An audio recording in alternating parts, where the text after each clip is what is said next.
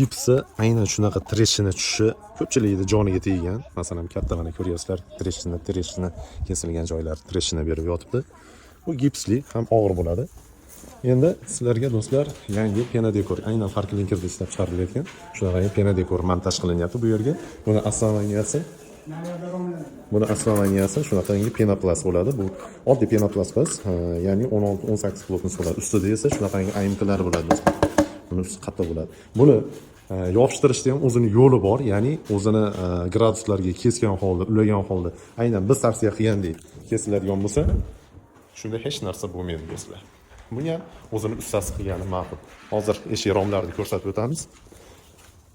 Bu yerga romlar montaj bo'lyapti.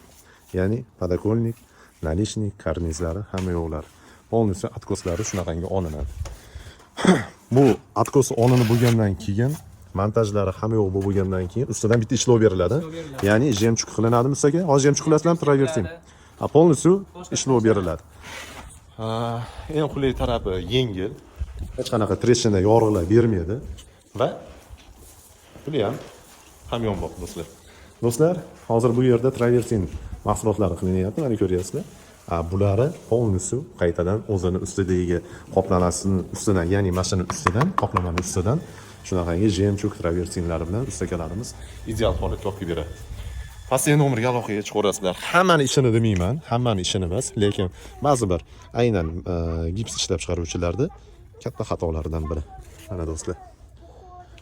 Buni ham o'zini ustalari qilsa balkim boshqacha bo'lsa kerak. Lekin shu yerda ko'zim bilan ko'rib turganim treshina berib yotibdi. Har birida mana.